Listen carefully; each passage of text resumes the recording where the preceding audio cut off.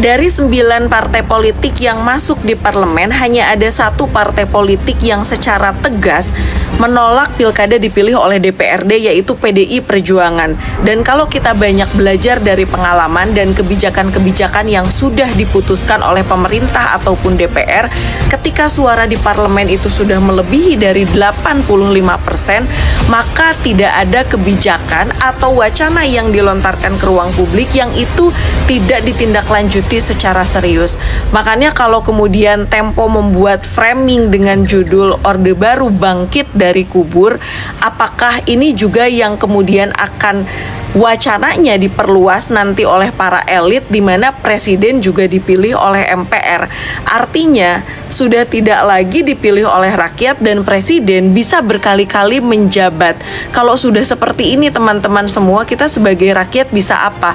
Karena ketika kita bersuara kritis dan menyampaikan pendapat, kita juga melihat KUHP dan KUHP yang baru itu sudah diberlakukan. Apalagi di situ ada banyak pasal-pasal kontroversi berkaitan dengan penyampaian pendapat di ruang publik. Menurut teman-teman, kita harus seperti apa ya? PDIP menolak pemilu lewat DPRD. Wow. Jadi gini ya, PDIP sekarang lagi keras banget menolak wacana pilkada lewat DPRD. Katanya anti demokrasi, mundur ke belakang, gak sesuai reformasi. Dan jujur, saya cuman melihat ini bukan salah bukan gitu, tapi karena menarik nih. Faktanya begini, pilkada langsung itu baru kita kenal sejak 2005. Sebelumnya lewat DPRD. Dan waktu itu PDIP juga ada di dalam sistem itu. Jadi secara historis ini bukan barang haram, ini model lama yang dihidupkan lagi. Bukan kudeta demokrasi menurut saya. Argumen pendukung pilkada DPRD itu kan biasanya soal biaya politik yang mahal, konflik horizontal, dan juga praktik politik uang yang makin brutal di lapangan. Data KPU dan Bawaslu nunjukin nih, biaya pilkada langsung bisa tembus puluhan triliun secara nasional. Dan pelanggaran politik uang justru naik, bukan turun. Sekarang kita balik lagi ke PDIP. Menariknya, selama 10 tahun berkuasa, PDIP nggak pernah serius dorong evaluasi pilkada langsung. Baru sekarang nih, pas posisinya menjadi seorang oposisi, isu ini jadi harga mati demokrasi. Wow, ini bukan salah juga sih. Oposisi itu memang tugasnya ribut, mengontrol. Cuma publik juga bolehlah mikir kita kan, apakah ini murni soal demokrasi atau soal posisi politik yang berubah? Karena jujur aja, kalau pilkada DPRD dianggap anti demokrasi, kenapa dulu sah? Kenapa reformasi baru dimulai 2005 bukan 1999? Demokrasi itu bukan cuma soal siapa yang milih gitu ya, milih siapa, tapi juga soal hasilnya apa. Pemimpin lebih bersih atau malah lebih mahal ongkosnya dan membuat jadi koruptor. Ini tuh tentang debat sistem, dan debat sistem itu sah. Yang nggak sehat cuma satu, kalau semua dibawa emosi tanpa mau buka data dan penggiringan opini untuk memecah belah bangsa. PDIP boleh nolak, pemerintah juga boleh ngusulin, tapi publik kita juga wajib mikir, karena demokrasi itu bukan milik partai, tapi milik akal sehat. Gimana menurut kalian? Thank you. Ada 8 fraksi yang saat ini ada di DPR RI. Dari 8 itu, hanya PDI Perjuangan yang sudah menyatakan menolak sistem pilkada via DPRD. Ada 4 yang sudah menyatakan mendukung. Keempatnya adalah Golkar, Gerindra, PKB, sama Nasdem. Sedangkan ada 3 yang belum menentukan sikap dan masih nimbang-nimbang. Demokrat, PKS, sama PAN. Nah, kabar buruk bagi kalian yang mendukung pilkada langsung dan menolak pilkada DPRD. Karena keempat partai yang mendukung tadi, kalau dijumlahkan kursinya Golkar, Gerindra, PKB, sama Nasdem, kalau kita jumlahkan semua itu di 325. PDIP itu kursinya 110. Nah, kalau kita mengharapkan keajaiban kayak Demokrat, PKS, sama PAN tadi gabung ke kubunya PDIP, itu kalau dijumlahkan itu maksimal cuman di 255. Jadi masih kalah ya sama kubu yang ini ya, di 325. Sedangkan kita tahu ya, kayak Demokrat, PAN kan udah koalisi pemerintah ya, hanya PKS yang oposisi. Jadi siap nggak siap, suka nggak suka, sistem pilkada akan kembali kayak zaman Orba dulu, akan via DPRD. PDIP tolak keras usulan Caimin soal pilkada tak langsung. Top. Kali ini saya mendukung PDIP karena tetap mempertahankan demokrasi. Kalau sampai usulan Caimin itu diterima oleh Presiden Prabowo dan 2029 tidak ada pilkada yang dipilih oleh rakyat, motiar kita. Karena apa? Karena kong kali kongnya semakin terasa, money politiknya semakin tinggi. Soalnya yang milih sudah bukan rakyat, tapi DPR. Nanti DPR nyogok ke DPR, kepentingan kelompok lah. Sementara rakyat kalau protes nggak bisa. Kenapa nggak bisa? Loh, yang milih kepala daerahnya DPR bukan rakyat, mau protes gimana? Andai kan protes, Pak, gini-gini. Aku memang pernah janji apa sama kamu? Kamu loh nggak milih aku, yang milih aku DPR. Ayo gimana? Kalau pemilihan kepala daerah tetap secara langsung dipilih oleh rakyat, maka rakyat punya kuasa untuk protes, untuk mengkritik, untuk menagih janji. Ya, walaupun kadang janjinya nggak ditepati sih, apalagi dipilih DPR. Makin seenaknya mereka lebih nurut sama DPR, sama partai daripada sama rakyat. Top PDIP, saya setuju. Kalau sudah sekali memilih DPRD kabupaten, DPRD provinsi, ya kenapa enggak langsung aja pilih gubernurnya dan bupatinya, selesai. Hapus pilkada?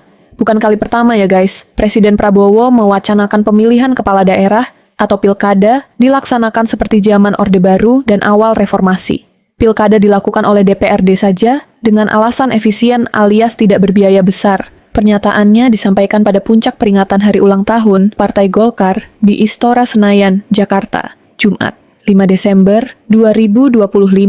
Gimana menurut pendapat teman-teman? Tulis dalam kolom komentar ya. Terima kasih.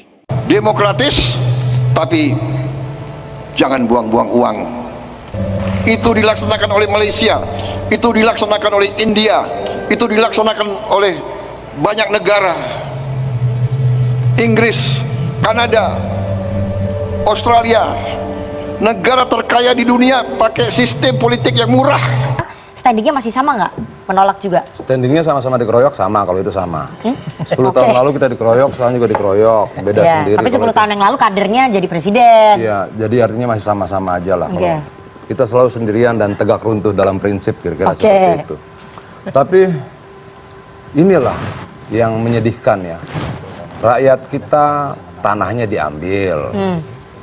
Kalau kita ke pabrik, haknya untuk hidup layak juga diambil. Kita ke daerah tambang, sumber daya alamnya diambil. Mau pilkada, hak bersuaranya pun diambil. Janganlah. Paling tidak kalau toh tinggal suara yang tersisa, yuk kita berikan sama rakyat deh. Kalau tanah sudah nggak jelas punya siapa, udara tak jelas punya siapa, sumber daya alam sudah tak jelas punya siapa, hak untuk hidup layak juga tidak jelas punya siapa, ya ayo kita pertahankan suara kita ini. Jangan mau diambil lagi. Jadi standingnya PDI Perjuangan menolak? Menolak dong, itu pertama. Kalau alasannya kemudian biaya mahal, biaya yang mana? Biaya pelaksanaan 37,5 triliun. Kalau biaya mahal itu, karena memang kita gede banget negaranya. Rakyatnya banyak sekali. Tapi wajar berarti ya segitu? Ya, tapi kalau kita bagi dengan jumlah DPT, maka biaya per orang itu cuma Rp184.000. Jadi saya kira Gerindra ada dalam posisi bahwa kita mendukung ya upaya ataupun rencana untuk melaksanakan pemilu kada ini oleh DPRD di tingkat bupati wali kota ataupun di tingkat gubernur. Karena ya kita tahu juga biaya pilkada itu cukup besar. Kalau kita lihat peningkatannya di tahun 2015, kemudian di tahun 2024 itu dari sekitar 7 triliun ke 37 triliun dana hibah untuk pilkada, dan itu merupakan jumlah yang kalau misalnya bisa digunakan untuk hal-hal lain yang sifatnya lebih produktif, upaya-upaya peningkatan kesejahteraan dan ekonomi rakyat, saya kira ini adalah sesuatu yang perlu kita pertimbangkan. Oleh karena itu Satu dari sisi efisiensi, baik itu proses, mekanisme, dan juga anggarannya, kami mendukung rencana untuk melaksanakan pilkada lewat DPRD.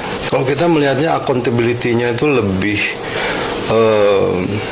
cenderung lebih ketat. Kenapa? Karena kalau misalnya tidak langsung kan dipilih oleh DPRD yang merupakan perpanjangan tangan dari partai-partai politik.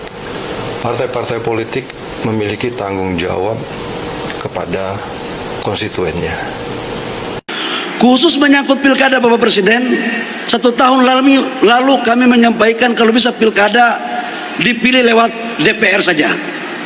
Banyak pro dan kontra.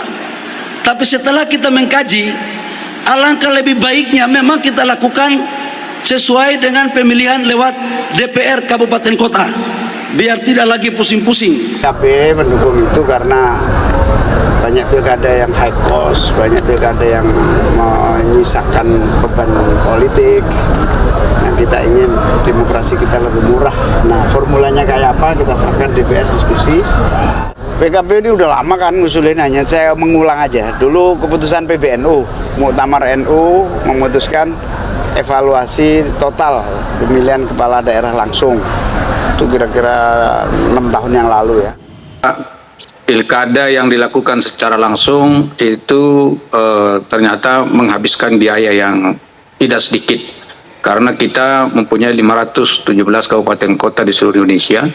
Dan juga kita punya 36 provinsi di seluruh Indonesia. Nah, ini artinya bahwa memang itu pasti akan membutuhkan biaya yang sangat besar. Karena setiap warga negara yang ada di daerah tersebut itu ikut serta untuk memilih. Dan untuk kepesertaan tersebut dibutuhkan berbagai macam logistik yang terkait dengan penyelenggaraannya.